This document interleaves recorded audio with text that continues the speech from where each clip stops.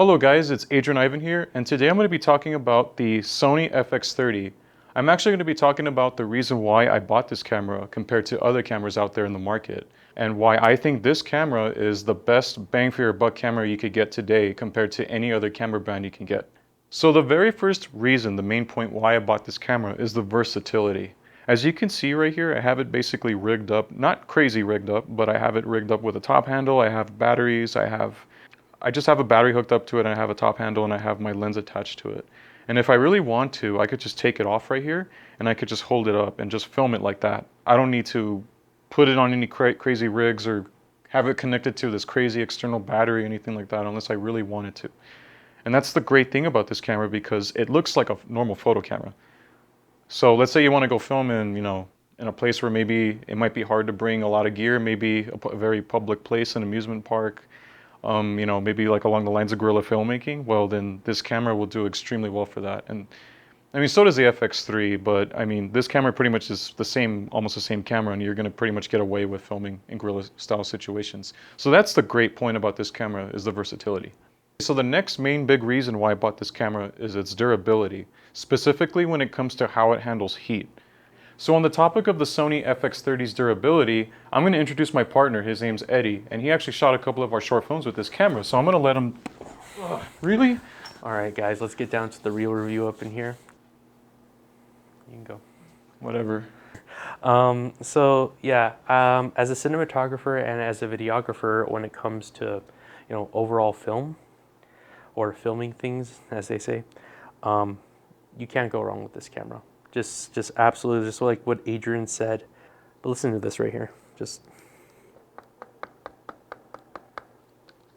right, that's metal. I feel like if I drop this thing, it might even crack the ground itself. Yeah.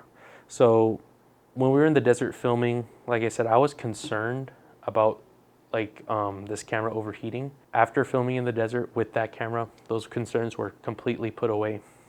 This camera, if you're like traveling and you need something strong, it's not invincible, all right? But it'll get the job done, all right? You take care of it, and it'll take care of you. So now I'm going to talk about the films, the stuff I've shot with it. I mean, that's the reason why, I guess, the main point of buying the camera, right, is what you're going to shoot with it. Well, I've shot 2 short films so far on it. The first one was The Dreams We Shared.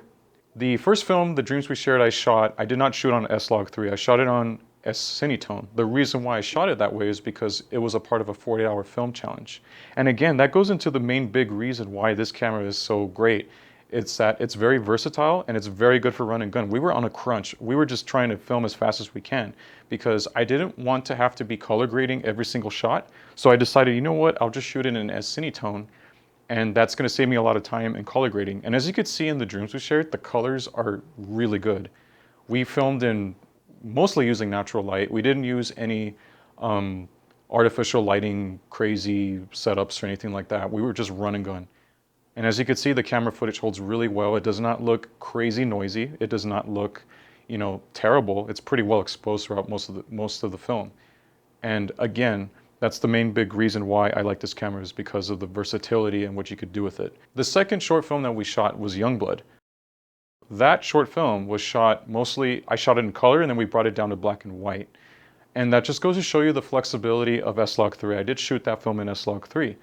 Now, we isolated the colors. We shot it in 4K, 24, 10-bit, just to really get the most in terms of the colors out of the camera. And in DaVinci Resolve, I isolated the colors and all that stuff. But again, just another great example of the versatility, because the movie looks very, very good. And would you think that these 2 movies were shot with the same camera? Well, I mean, I probably wouldn't. That's the thing I love the most about this camera, is the versatility in terms of what you can film with it. You could film a wedding for one video, and then you could turn around and film, a feature film with it. So that's everything, guys. That's the main reason why I bought the Sony FX30.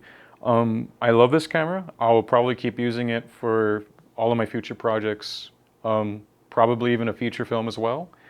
And I love it. It's great. Like I said, you could rig it up, you could bring it down, you could carry it in your hand, you could build a giant rig, you could put a Ninja on it, you could record in all these awesome formats. You could get a very filmic looking image out of it if you know how to color grade it correctly. And again, it's, a camera, all it is just a tool.